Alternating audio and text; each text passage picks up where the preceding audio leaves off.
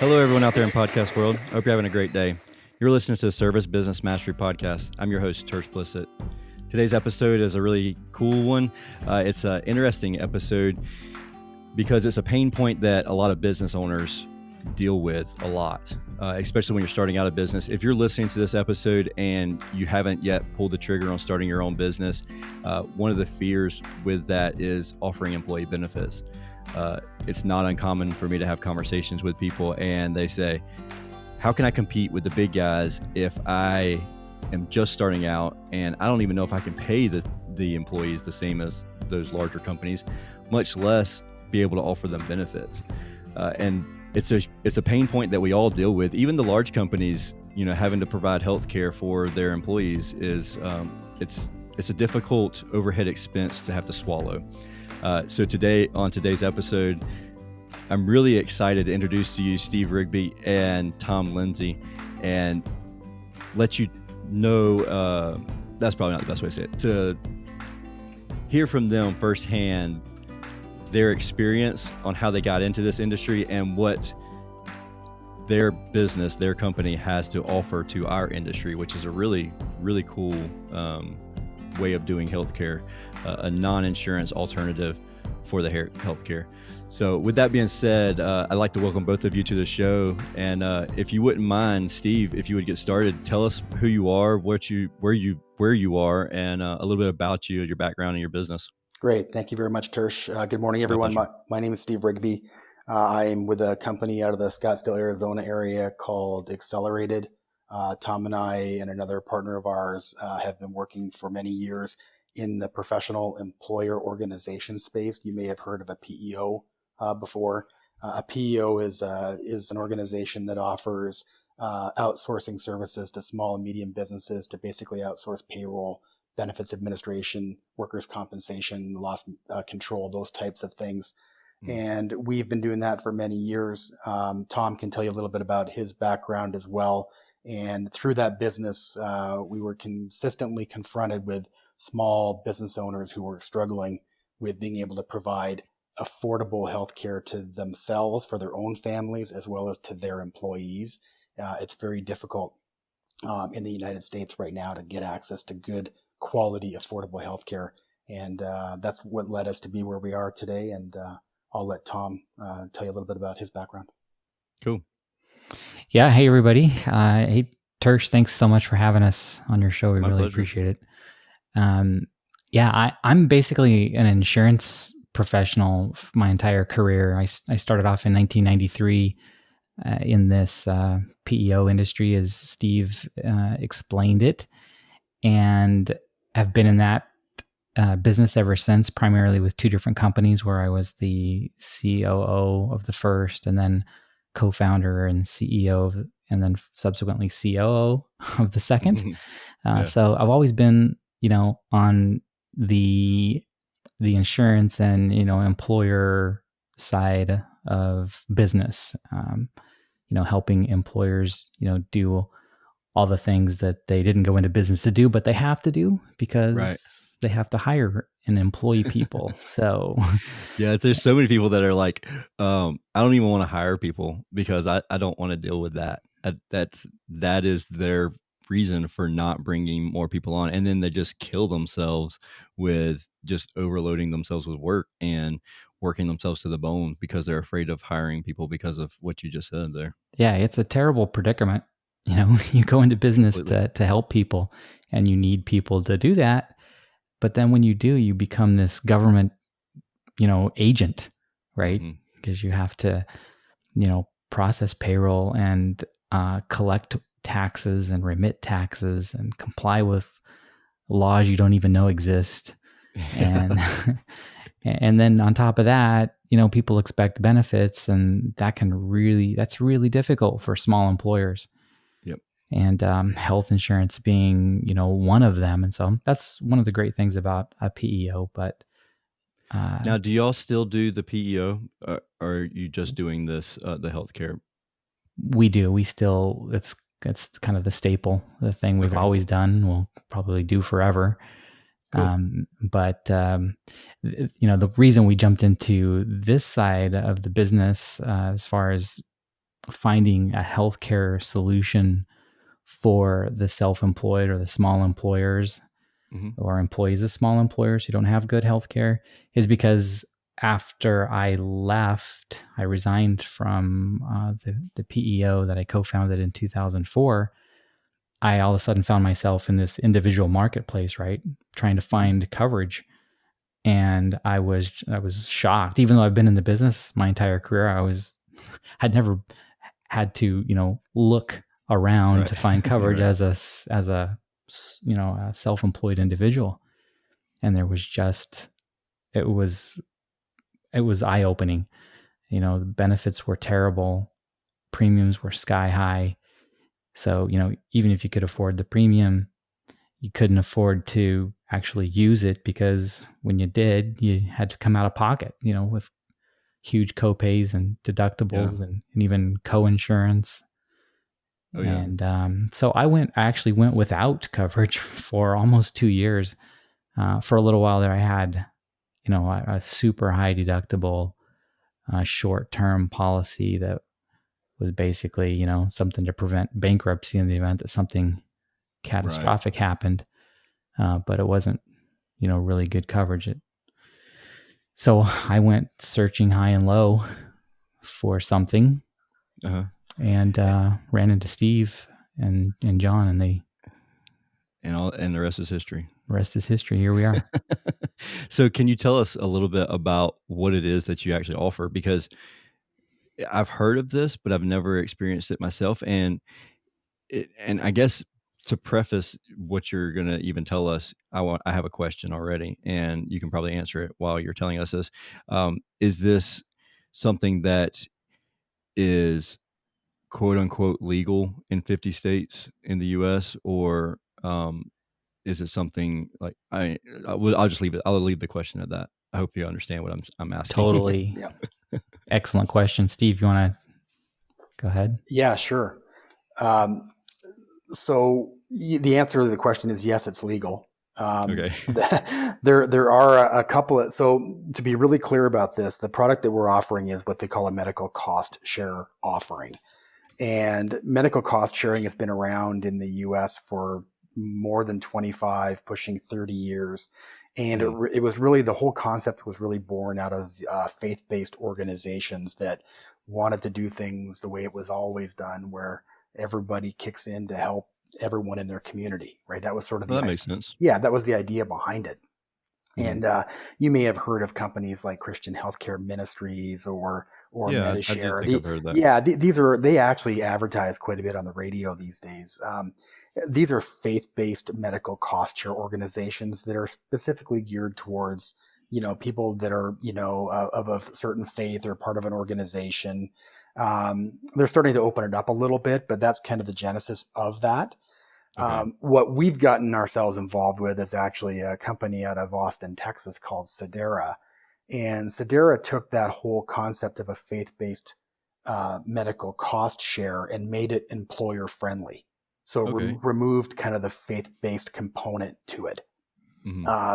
And the idea behind a medical cost share, and Sedera specifically, is it's basically a group of like-minded individuals that have banded together to voluntarily pay the medical expenses of everybody in the community. That's basically the concept in a nutshell, right? It's not an insurance product. It's not insurance. So, but getting back to your question about the 50 state legality side of things, there are a couple of states in the US right now that are sort of looking at cost sharing a little more closely. Because in some cases, people have sort of thought it was insurance when it's not. But generally speaking, it's available virtually everywhere. And it's, again, it's, we want to be really clear about the fact that this is not an insurance product. It's the concept. Okay. So if you have, if you are required to provide insurance to your employees, then this does not cover that. That's correct. Now, just to don't want to spend a lot of time talking about the Affordable Care Act, which is affectionately referred to as Boo. Obamacare. Yeah. We don't want to talk a lot about it, but the bottom line is that if you're a company that's less than 50 full-time equivalent employees, Yeah. you're not obligated to offer insurance. So, and I think by and large that, you know, the people that listen to your podcast probably Correct. fit into that category. Yeah, they do. So there isn't really that requirement of ACA compliance, which is a good thing. Gotcha. If you do have any listeners that are in that space where you've got more than 50 full-time equivalent employees, we'd be happy to talk with them at any point in time to really make sure that they understand, you know, the ins and outs of the Affordable Care Act and what it means as an employer and how you can sort of work with that. We do that quite a bit with employers. Cool. That's really cool. So, when you do this, I know that when you provide insurance for employees, you have to have a certain percentage of the employees sign up, and then like you can't offer it to one person and not offer it to another. Is it the same way there with that? Can you go into detail a little bit about that? Yeah, no, because this is not, again, because it's not insurance, it's not governed by the Department of Insurance in any given state. It doesn't come under the same sort of rules and regulations. So there are no minimum requirements. There's no minimum contribution requirements on behalf of the employer. Okay. None of that exists. It really is an affordable solution that a business owner can take advantage of. He or she can offer it to their employees without really having to worry about those types of issues, which is great. Okay, so if somebody's listening right now and they are a technician and they're considering starting their own business, do you can they buy it now, and then can they buy it as just a one man shop? Absolutely. Yes. Okay. And then I'm sure you've had this question before, so I'm sure you have the answer to it. So, what do you say to people whenever they're that person that never gets sick and they are paying in for somebody else to get better and they're never actually using the product? How does that work? And Well, I mean, the reality, it's no really different than if you had a more traditional insurance product. You know, the idea behind it is that it's there when you need it, and hmm if you don't use it, then you know it's a bit of a catch-22, right? Because if you don't pay in, you don't be able to take advantage of it, and yeah, if you do, and maybe you don't, I mean, it's something you kind of have to get your mind wrapped around, but. It's just, you know, these days with the cost of, I won't say health insurance, but I'll talk about the cost of healthcare. yeah, It's extremely expensive if you don't have anything that you're working with and you have a hospitalization or you're in an accident or whatever the case may be. The out-of-pocket expense can be really huge. So it's yeah. I not agree with something, that. yeah. I have a friend of mine that actually he went to the hospital the other day. His wife had food poisoning, and they had $1,000 copay just so that she could get some antibiotics, some IV antibiotics, because the urgent care didn't offer it, so she had to go to the emergency room, and uh, then there was more bills that were coming their way, and they had insurance. I mean, they have insurance that they pay like $1,200 a month for, and he still had $1,000 bill right there on the spot. So, Well, you know what most people maybe don't realize if they have a traditional health insurance product is mhm, that it comes with typically a very high deductible. mhm, So in most cases, on average, we're seeing our clients that we have that have traditional insurance products have a $5,000 or $6,000 deductible, which means that unless it's a preventive type of a procedure, like a physical or something of that nature, you're paying the first $5,000 or $6,000 of your healthcare, mm, right? And what's happening in that world is that the cost of healthcare is ever on the rise. So in order for premiums to remain somewhat constant, and when I say somewhat constant, I mean you're getting a 10 or a 15% increase over last year instead of a 30 or 40%. But yeah, to keep that somewhat in check, you're having to raise the deductible. So that's the typical MO, or what companies are doing yeah, nowadays is to be more affordable. They're raising the deductible, and employees don't always realize that. So, I yep, mean, the question we always ask is how good is an insurance product that you're paying $1,000, $1,200, $1,500 for when you have to spend $6,000 out of pocket before you can use it. I mean, Right. it doesn't really make a lot of sense. And that's where, Sedera medical cost sharing approaches that problem completely differently. And, we can get into some of the semantics of that, Yeah, totally. in a bit. Yeah. Tom, did you have something to say, add to that? Well, yeah, I wanted to go back and talk about the fact that it's not insurance and how that's actually a Okay. fantastic thing, right? Yeah. But it was something that concerned me out of the gate because I'm an insurance guy. I've been an insurance professional my entire career. And so when somebody tells me, oh, this is a non-insurance product, I'm like, whoa, hold on a second. What are you talking about?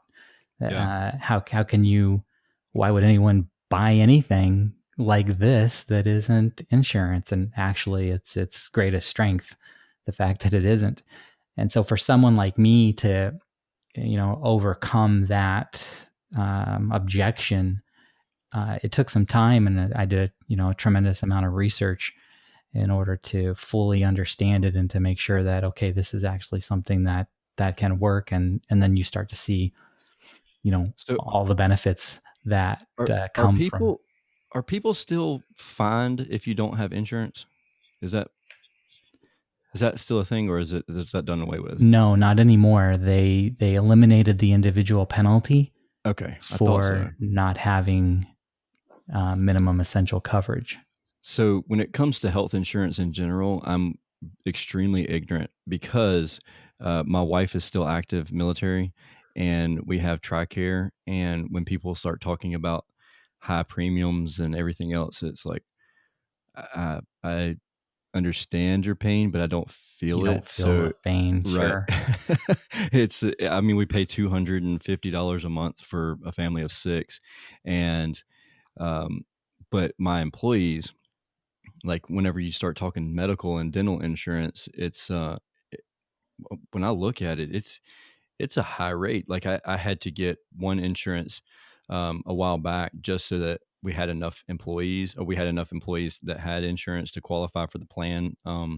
And I was like, man, I'm just like, I'm not even gonna take a paycheck home. I'm just gonna put it all towards this insurance. And then thankfully I was able to do away with that policy. But um, yeah, that's good that you don't have, because back whenever there was a penalty, did it qualify then, or did the people still get penalized? No, the Sedera product didn't does not That's what I qualify, figured. did not qualify, but Yeah. many of the religious health shares that Steve talked about earlier, Mhm. they did get an exemption, and so that if you joined one of those organizations, then you were deemed compliant and you weren't penalized. So the biggest difference between Sedera and the health or the I'm sorry, the medical religious, get my all my words tongue tied. Yeah. The religious programs, is it just the religion aspect of it, like being a part of a religious organization? Pretty much. I mean, they all have a different, set of guidelines and things that they'll reimburse or share. Okay. But generally speaking, yeah, it's the qualification. So in order to qualify for a religious health share, there's some faith-based statements and Okay. compliance that you have to Like, are they adhere actually to. asking for, like, a copy of your tithe check or something? No, some of them. No, I haven't seen any that do that. Some Okay, of I was just them, curious. but that is funny. Some of them do, though. Require you to provide a letter from a clergy person. And Gotcha. you got to say, yeah, I believe in these principles, and I am a Okay. regular, church goer. Here's my casserole dish from my Baptist church. Yeah, exactly. Steve, did you wanna add something to that? Yeah, actually, there's a couple of other things too. Although the main really difference when you look at Sedera as an offering relative to the ministries, it doesn't require that faith-based statement for sure. But in addition to that, we think that there's a couple of components to Sedera that are really unique and make this product outstanding. Um, And, a couple of things. One is that, there's a few features that I think are fantastic. You mentioned about that friend of yours having to go to the hospital because the urgent care couldn't deal with a medication of some kind. Sedera members get access to Teladoc, which is 24 cool, hour, yeah. 24 I've heard hour of that. telemedicine. They can get on the phone with a doctor all hours of the day or night. In some cases, they can prescribe medications over the phone where allowable, by law. Cool. That's a really key benefit. There's what Sedera does in our minds better than anybody in the industry is they focus very heavily on medical bill negotiation. So when every member that has any kind of a significant medical issue and the bills start coming in, instead of just paying a bill outright, Sedera is engaging with that provider and renegotiating the cost of that bill. And, to give you an idea of how, I don't think people really fully understand how inflated these bills are, right? Yeah, they're ridiculous. They had a member that it was, had a premature baby was delivered and the baby spent some time in the neonatal intensive care. And when they were checking out of the hospital or sometime thereafter, they were presented with a very large bill for that stay, $200,000, right? Yeah, I was going to say, I could imagine it'd be at least $100,000. Yeah, it was $200K in this instance, but bottom line was that, Sedera was able to get that bill renegotiated to $40,000. Yeah. Which is huge. If you think about that, that's a massive difference. So they do a phenomenal job of doing that. And another thing that they offer at no cost to their members is access to a program called Second MD, which is Second MD is basically a group of board certified physicians and surgeons that come from the likes of, the Mayo Clinic and Cleveland Clinic and some of the best, hospital facilities in the country. And these doctors are available at any time for a consultation with a Sedera member at no cost. And where that really comes into play, and here's one of the reasons why I love that so much, is that doctor that you're speaking to about whatever issue that you're experiencing, that doctor has no financial interest in whether you have a procedure or not. Yeah, that makes sense. Yeah, because when you go to a doctor and they're saying, "Hey, Steve, you need to have your gallbladder out," or whatever, right? It's like, there's a little piece of me that wonders, do I really need to have that done? And how much of this is an upsell? Yeah, exactly, right? Gallbladder might not be the best, example, but you wonder about that. These people are paid to do this, right? So this Second MD, the second opinion, that person is purely looking at your medical records and having a conversation with you and basing their decision on, medically speaking, whether they think that you will benefit from this procedure or not, right? Gotcha. There's actually an alarming number of unnecessary procedures that happen every year. And I believe it. Yeah, 100%. and so that's another offering that just makes Sedera and a really fantastic offering. Yeah, my wife is actually a nurse full time at the hospital locally. Okay. And so I've heard stories about the craziness that goes on. Just in just with all our friends being either nurses or doctors, and how the pressure is put on them by even the hospital to do certain things. Not necessarily her hospital, and anybody that's listening from her hospital, I'm not talking about your hospital. Your hospital is great. Just in general, the medical practice, the medical industry, and a lot of that has to do with the insurance company, because the insurances are going to come in and undercut the prices so much so that the physicians have to jack their prices way up, and it's this game of negotiation. And then when you come in without insurance, you don't have that negotiation aspect of it, and so you're stuck with a $15,000 medical bill, whereas an insurance company might have paid $500, because they know the negotiation game aspect of it. And it's really scary when it comes to someone that doesn't have insurance. I think this is a huge benefit for those individuals completely. What people don't realize too is you use that example of your friend going to the urgent care and then them having them send them to the hospital. Mm-hmm. What people don't realize is that most urgent cares are actually owned by the hospital. Yeah. So they are actually incented to send patients there, right? Right. Yeah, they're a feeder. We had an incident a few years ago. My son was playing flag football and he was taken down hard and he hit his head hard on the ground. And my wife took him to the urgent care, who immediately sent him to the ER.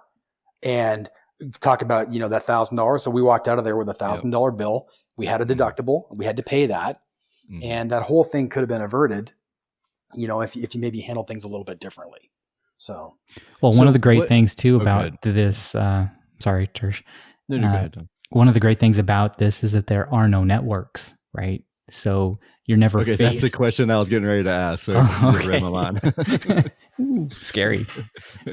Yeah, there's no network. So you can go wherever you want and get care from whomever you want. And you don't have to worry about out of network benefits being, significantly less than if you go in network. And so so that leads me to a question that I'm sure a lot of listeners are probably thinking or asking themselves.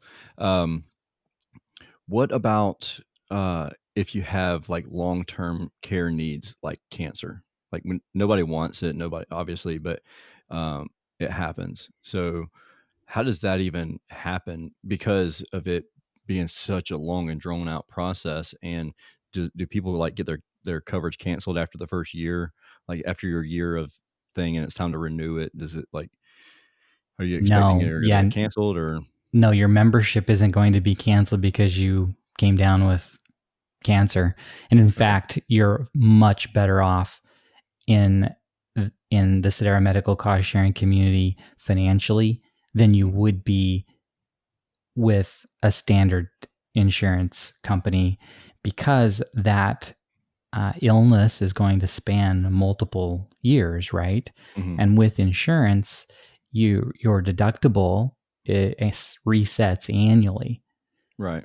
Whereas with the Sedera medical cost sharing community, you have what's called an initial unshareable amount, and that's on a per need basis. And so that instance of, you coming down with cancer is a need, and you only have to, your responsibility is for whatever IUA level you choose, and it applies to that need one time, no matter how many years the treatment spans.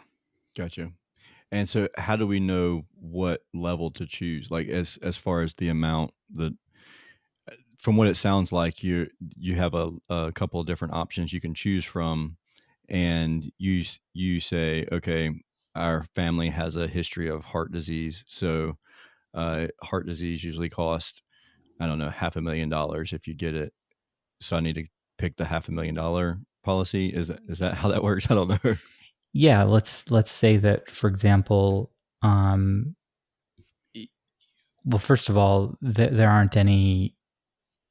no lifetime limit, right, to the amount that the community will share.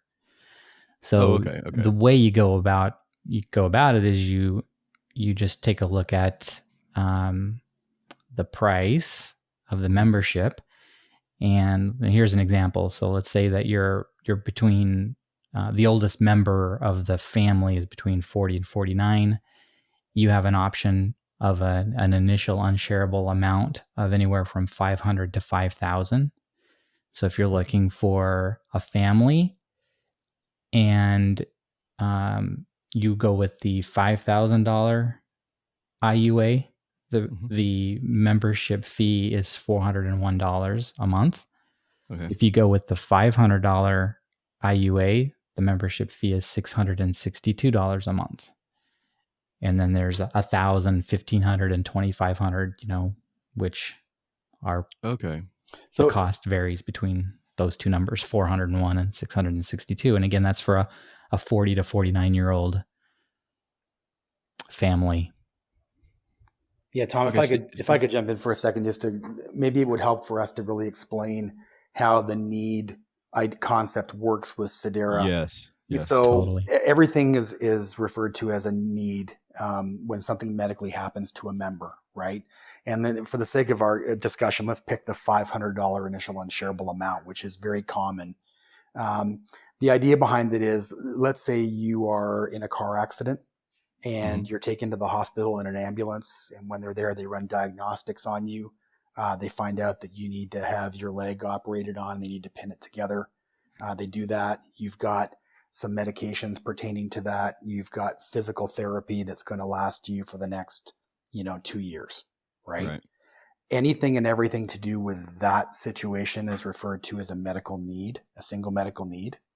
Okay. And if you selected the $500 initial unshareable amount, you as the member would basically pay for $500, and the rest of the bills pertaining to that need are shareable with the Sedera community for as long as it takes you to be free and clear of that medical situation. Okay. Oh yeah, that clears it up. Yeah, so that's what a medical need is and how it works. So going back to your cancer case, that cancer case, if you were to have on the $500 initial unshareable amount, and if it took you, a number of years to be treated for that, again, you would be responsible for that 500. And and then as a member, the question we always get is, then do I have to pay $500 for every time something goes wrong?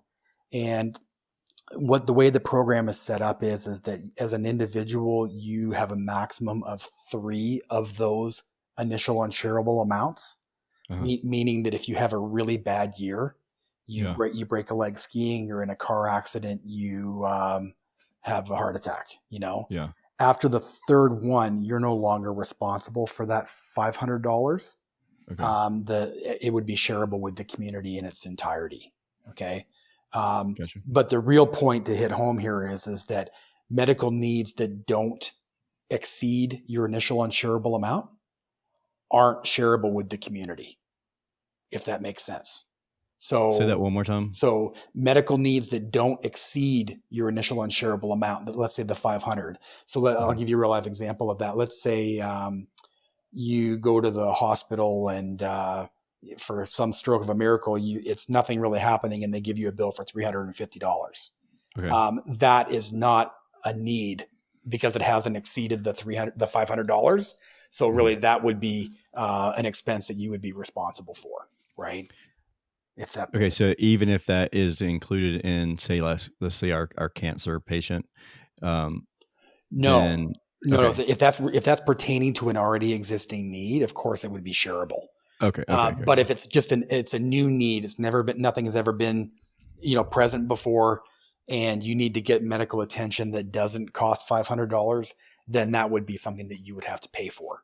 And it's like one and done, right? It's resolved by that one visit, and that the total cost for that particular need never exceeds $500. It's all on you. And you could have, 3, 4, or 5 of those types of events, I guess, in a year, right? Maybe you get the flu, once, or you sprain your ankle another time, you have bad indigestion. You gotta watch out for that black cat that keeps crossing your street. Exactly. Yeah. You should probably check into other reasons why this is happening. We always counsel anyone who's looking at this to sort of try to look at the big picture of where money's being spent on your healthcare, right? To give you a real example, we had a gentleman last week who was on a high deductible, $4,000 deductible health plan for his family of 5. He's 54 years old, and he was spending $1,989 a month for a $4,000 deductible plan, right? Ouch. And he came to us. We walked him through the Sedera medical cost sharing, the concept of how it works. This gentleman actually peppered me with, I won't exaggerate, I was on the phone with him no less than 6 times. He's very thorough, had a lot of what ifs. It was kind of an interesting conversation. Right. I know this guy actually, and it got to the point where when he'd call, I'd answer by saying, "What do you want now?" Give me a break. But they ended up signing up for Sedera for the family on the $500 initial unshareable amount. It brought his monthly expense down to just over $800 from $1,989. Wow. But the other thing I told him, I said, you know what, Kurt, you need to look at this too, at not just what it's costing you on a monthly basis, but that $4,000 deductible you had, every time you were going to the doctor, you were paying for those visits. So you have to add up the total cost of what you spent in a year. And you're out of pocket. You're out of pocket, So that was the thing that his wife was sort of trying to get her mind wrapped around to a certain extent. And when we walked through that, it became clear that, hey, this is going to save us, a ton of money. And so it became a no-brainer. So, but the one thing that did come up on this call, and it tends to come up on virtually every conversation we have, is this notion of pre-existing conditions. Yes. Yeah. So people always say, well, you know what? Hey, what happens? I've got a back problem and I've been, having this back issue. And the net of it is with Sedera, there's no underwriting that you would typically have with an insurance product, right? Everybody gets accepted into Sedera. There's no denying access to the offering. So as a result of that, as a community, they can't afford to take on existing medical situations, right? Could you imagine a cancer patient trying to sign up for Sedera, right? So that's what I was wondering. Yeah. So the way that it works in a nutshell is that if you have been diagnosed, treated, or had symptoms of something, an injury or an illness, over the past 3 years or within the past 3 years, under the first year of membership with Sedera, any medical bills pertaining to that injury or illness are not shareable with the community. For the first year. You can get the benefit of medical cost negotiation with them. They can help you, but they're not shareable for the first year. In the second year, you've got a maximum of $15,000 of medical bill sharing. In the third year, maximum of $30,000. And then beyond that third year, it's shareable like any other need. It's no longer considered pre-existing.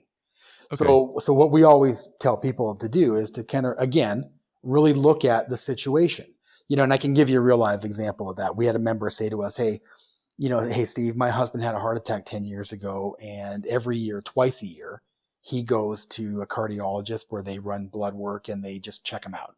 Nothing has ever been a problem, but he has to do this 2 times a year. So is that pre-existing? And the answer is yes, because he is ongoingly being treated for a medical situation. Right. But I said to her, I have to ask yourself. So, right now under her existing plan, she was on a high deductible healthcare plan. I said, you're paying for those visits now, right? You may not realize it, but you're getting a bill for those visits now, until you meet your deductible.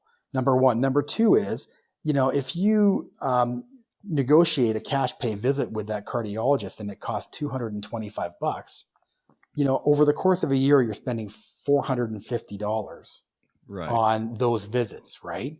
And then we did the math on, we're saving you $4,500 a year over the cost of your existing premium, right? So immediately, if you look at the cost benefit analysis there, it's a no-brainer, right? Yeah. And when she looked at it from that perspective, she said, "Oh, okay, I get that now." And she ended up dropping her insurance and joining the Sedera community, and everything was fine. So it's so that's how pre-existing conditions work. They always come up, and that's why I'll be honest, and Tom and I always tell people when we're talking to them to say this is different. It's unique. You may have never heard of it before, and it may not be for you. Right. We always say that right out of the gate, that this may not be for you and your family, depending on your current circumstances and situation. So we don't want to try and fool anybody. We want to be completely upfront. Transparency is the name of the game with Sedera. And we want to be transparent with anybody who's looking at it so that they know exactly what it is they're getting and what it's not. Right. So have you ever had I'm sure somebody's asked you this question. What happens if you have an influx of cancer patients? And so is everybody's rate going to go up because of that? Because you have this overabundance of patients who have cancer? Yeah, great question. So Sedera I'll say that they reserve the right as an organization to increase the rates as necessary. Only makes sense. Right. The history of it, though, is they've only ever had one increase in their member share price on a monthly basis. And that was when they offered an individual product. Originally, when Sedera was put in place, it was an employer product that Okay. you would offer it to an employer to offer to their employees. And then about a year or so ago, they started making an individual product available so that anybody could sign up without an employer, right? Okay. At that time, they had to build some additional services into what was shareable, and they had a very small increase. Actually, it was an 8% increase in the member share price. That's the Okay. only time they've seen an increase. They manage expenses very well. They actually take 15% of all the money that comes in every month. They put into a separate, it's sort of allocated separately for very large medical needs. That money has been untouched. So Cool. they really do a fantastic job. This tends to come up on a fairly frequent basis. As Tom said earlier, he's a member, I'm a member. I have 100% faith in Sedera as an organization to manage the cost structure. Totally of the agree. business. Yeah. Which is the only reason why I, as again, an insurance guy, decided that this is a viable, workable option. And they take Sedera takes, I think is it 9.5%, Steve? 9.9. 9.9% of the monthly member shares that are paid in as their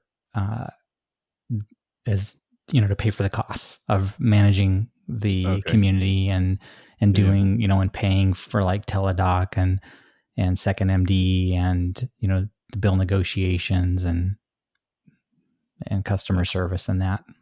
That's pretty low. Yeah, you know what else I'll say too is that Tom and I and John, our other partner, have gotten to know the Sedera family. I'll call them a family because that's what it feels like exactly. We've gotten to know them very well, and this is the way I characterize this when I'm talking to somebody. And I've been through big insurance my whole life, right? And the difference between a more traditional offering and Sedera, I can is easily put forward this way. On one hand, you've got someone who is really looking for an opportunity to not pay a medical expense, right? On the other hand, you've got an organization that is in business solely to help the members share their medical expenses. And we have a couple of great stories I'd love to share. Yeah, absolutely. Go ahead. One is there was a Sedera member in Texas. Woman was pregnant, delivered a baby a little bit early, just a little bit, and there were some complications with it, and a little touch and go, but at the end of the day, it all worked fine. The baby and the mother were fine. The mother was so blown away by how Sedera was throughout the entire process that when it came time for her to go back to work, she actually called them up and said, "I love you guys. I love what you do. I love how you do it. And I want to work for you." She now works for them. And it's just a really great story. The other story I like to use is a very personal story with me. And before I joined the Sedera community, I was having some significant knee issues. And I went to see an orthopedic surgeon, and he x-rayed me, and he said, inconclusive. He said, "You need an MRI." I went to get an MRI, and I went and sat down with him. He said, "Steve, here's the deal. You're missing almost all the cartilage in your right leg, your right knee. You've got, level 4 arthritis. You've got a crack in the end of your femur. And I need to go in there and do my best to try and clean that up." Right. My insurance company at the time, they wouldn't authorize the surgery. They said in order for, and this is my doctor telling me, he said, they won't authorize it. They are going to force a treatment protocol on you that will be 9 or 10 months of injections, starting off with steroid injections and then following up with what they call a product called Synvisc. It's a lubrication shot. He said, "It's going to take us 9 or 10 months. And I'm telling you right now, it won't have any effect on your knee whatsoever. You need to have surgery, but we have to do this."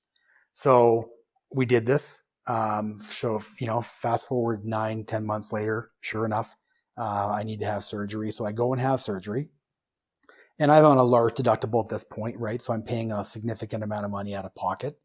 Yeah. And it didn't achieve the desired result. And I ultimately had to have my knee replaced.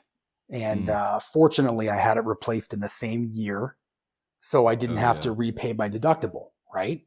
But so under that scenario, I've got someone else making medical decisions on my behalf, right? What's in their best interest. Right. I'm forced through 9 and 10 months of these injections hurt like crazy, right? Oh, yeah. And we knew it wasn't going to work. And I ultimately had to have surgery, and then I ended up having my knee replaced. So that took a year, cost me $5,000. And then here was the craziest part. I got a phone call from the insurance company a couple of months after, and they said, "Hey, Steve," and by the way, not "Hey, Steve, how are you?" "Hey, Steve, how's your knee?" It was, "Hey, we, although your surgeon was in our network, and although the surgery center where you had your surgery was in our network, they said the anesthesiologist wasn't. So you owe us $1,400. Of course. And I said, "You've got to be kidding me, right? I mean, how am I supposed to know that?" So that was my experience. Now, under Sedera, let's talk about how that would have happened, right? I would have gone to the doctor, and he would have said, "Hey, Steve, you need surgery." And I would have called Sedera and said, "Hey, my doctor's telling me I need to have surgery," and we would have got Second MD involved, right? And I would have had a consult with Second MD. And they would have either done one of two things, said, "Hey, Steve, you know what? You need to have surgery. Your doctor's 100% right, and go for it." Or they might say, "Hey, you know what? I disagree. Maybe physical therapy is in your best interest, or maybe there's this course of treatment." But in this scenario, it was pretty clear cut that I needed surgery. So I would have got my second opinion. I would have gone back to my doctor. I would have had my surgery immediately, and I would have been out of pocket $500. So Dang. the difference between those two scenarios is so significant. And I wish that I had have been on Sedera at that time, and I'm on Sedera now. And so that's, I think, a pretty, and that's not an uncommon situation, right? I mean, I'm a guy of a certain age, and your joints start to wear out, right? I mean, it happens. How old are you? Yeah. Well, we're not going to go there. Come on. My wife tells me I'm pushing 60, but I'm nowhere near 60, so I don't even know where she gets that from. That's funny. Cool. Well, do you have anything else to add to that, Tom? I think Steve did a fantastic job. I mean, I think to the point there where it's such a totally different experience, right? Because when you're a policy holder for an insurance company, they wrote the policy and they're trying to make a profit, right? Sedera's not trying to make a profit off of you, off of your medical need. And they give you actually real customer service. You have a member services advisor, and it's like having a medical concierge because they walk you through the process. So when you need something, you call, and they'll help you find the right facility or the right doctor. They'll negotiate the expense. They'll explain how it all works. They just hold your hand, right? Yeah. And they really care. And that's just not something you get when you buy an insurance policy from one of the major insurance companies. Well, I'll tell you, my dad, he's actually having knee surgery. He just had knee surgery last week. And he's having to call one doctor to call the other doctor to call a different person about insurance, and just so that he can get his disability for while he's off of work. And then he thought everything was done. And then somebody calls and says, "Hey, by the way, you're not getting any money because this doctor didn't send it to this doctor." And I was like, he was doing that yesterday when I was in the truck with him. And I was like, man, that's a pain. And here you are, just got done with knee surgery, and you're having to deal with this. Yeah, that's terrible. It's a mess. It is really a mess, and people are fed up, with the shenanigans. 100% agree. Cool. Well, thank you both for coming on the podcast and sharing all of that with us. If there's any way that someone would like to reach out to you, what's the best way for them to reach out and get in touch with you? Well, if they go to gotpurehealth.com, they can, opt in to watch essentially a class or a webinar. And on that site is the ability to schedule a call with us. Our phone numbers are also on there, so you can, if you don't want to schedule a call, if you don't want to talk right now, you can pick up the phone and talk right now. Yeah. And there's a lot of information there to answer questions. But just go to gotpurehealth.com and you'll be able to get a hold of us. Awesome. And we didn't talk about your PEO, but is that, can they see that also from gotpurehealth.com? No, you won't see that. For that, you would need to go to accelcg.com, or so accelcg.com, and you'll see some information about that there. Awesome. And our contact information as well. So if you, maybe we can have you back employer on the podcast for so you can explain us all of that ins and outs of that you offer there too. We would love to do that. Yeah, we love to talk about how we can help employers succeed in their role as an employer. Absolutely. Not like you have anything else on your plate to do as an employer. So exactly. Yeah, never mind the business of actually doing whatever it is you went into business to do and make never mind that. Right. Totally. Cool. Thank you again, both of you, for coming on the podcast and sharing. Thanks for having us. Yeah, thank you very much. We appreciate it. Yes, sir. We'll talk soon. All right. Bye.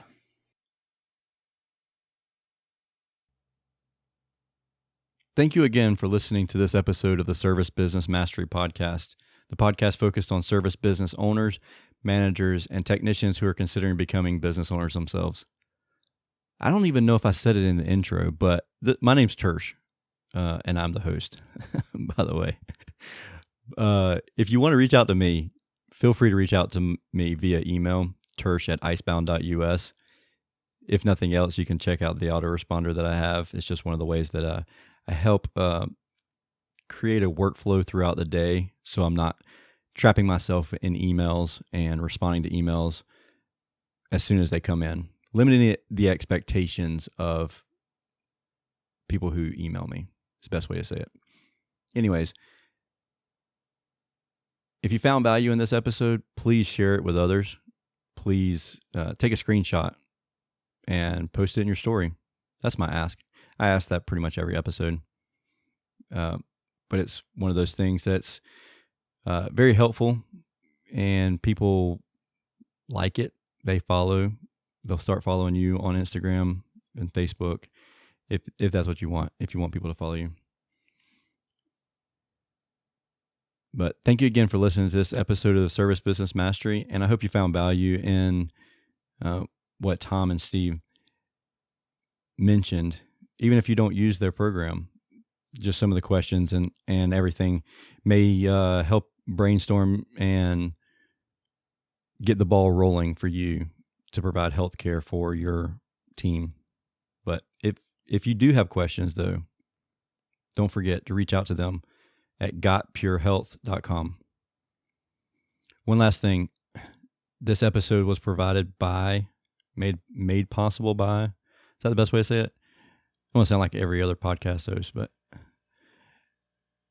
myeasyinstall.com. That's the letter E, the letter Z, install.com. It's mainly focused on the HVAC crowd. I know we have a lot of listeners that are HVAC and some that are electrical and plumbing and other industries. I know we have a couple of guys that do pools installation, pool cleaning, garage doors. It's really cool. I've gotten some really interesting feedback on that. But My Easy Install, it connects the consumer who purchases equipment online with a contractor that's actually qualified, insured, and knows what they're doing versus just hiring somebody off of Craigslist that isn't licensed or insured or bond or anything like that. So they help educate that consumer as well. So it's one of those things that really helps out whenever you're starting out your new business. Cash flow can be tight sometimes, so you don't have to pay for the actual equipment. So that's a couple $1,000s of expenses that don't have to come out of your pocket, which is really cool. But anyways, make sure you check out the episode with Chris and I, Chris Rush with My Easy Install, and let me know what you think about that program. I've gotten mixed reviews coming back to me about it. Some people, aren't sure that it's best for the industry, and then others just love it and love the concept. So I'd love to hear what you think about it. please let me know. Anyways, we'll talk again soon, next week, as a matter of fact. Don't forget, if you have any questions, reach out to me. I'm also on most every social media platform at Tersh Blissett. That's TERSHBLISSETT. And thank you again to Tom and Steve for coming on today's show on the Service Business Mastery Podcast, the podcast focused on service business owners, managers, and technicians who are considering becoming business owners themselves.